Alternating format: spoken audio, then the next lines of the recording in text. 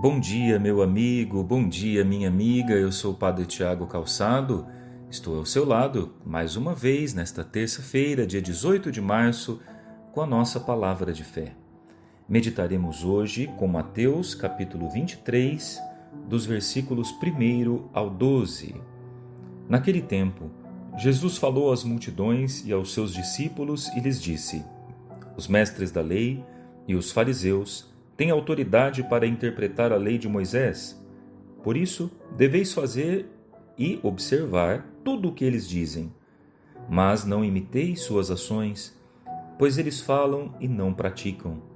Amarram pesados fardos e os colocam nos ombros dos outros, mas eles mesmos não estão dispostos a movê-los, nem sequer com um dedo. Fazem todas as suas ações só para serem vistos pelos outros.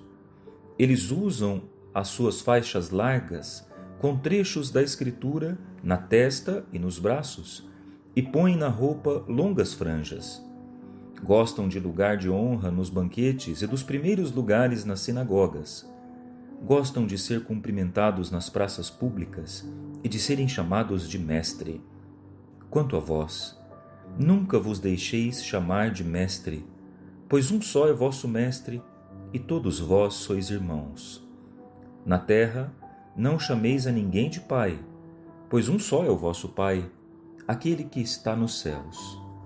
Não deixeis que vos chamem de guias, pois um só é o vosso guia, Cristo. Pelo contrário, o maior dentre vós deve ser aquele que vos serve. Quem se exaltar será humilhado, e quem se humilhar será exaltado.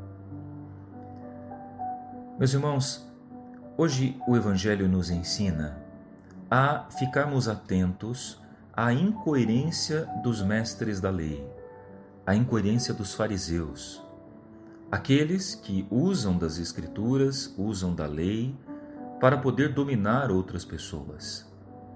De fato, um grande pecado que pode acometer a nossa vida é o pecado da incoerência. Falarmos de Cristo, pregarmos a palavra, anunciarmos o Evangelho, mas vivermos outra coisa completamente contrária àquilo que a palavra nos ensina. Uma vida dupla, uma vida feita de aparência, feita de busca pelo poder, busca pelo reconhecimento dos homens, não é a vida de um discípulo de Jesus. A incoerência dos fariseus faz com que a sua autoridade se torne vazia, pois se torna uma autoridade apenas vista pelos homens e não por nosso Senhor. Naquela época, os fariseus e os mestres da lei ocupavam lugares de destaque, gostavam de se enfeitar, de usar vestimentas que talvez manifestassem o seu poder diante dos homens, gostavam de se distinguir nas assembleias e, o principal, exploravam as pessoas mais humildes com taxas e impostos pela não forma de cumprimento da lei que talvez eles quisessem. Os fariseus haviam inventado mais de 600 prescrições para que com isso pudessem taxar ainda mais as pessoas humildes.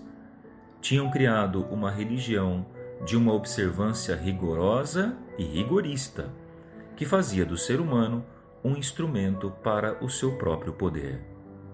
No fundo, os mestres da lei buscavam os lugares de destaque para atrair a atenção dos homens. Viviam uma vida incoerente. Prestem atenção quando a nossa vida é incoerente com aquilo que a gente acredita, quando aquilo que a gente vive é completamente contrário àquilo que a gente prega, as pessoas logo percebem. Ninguém consegue sustentar uma vida de incoerência para sempre.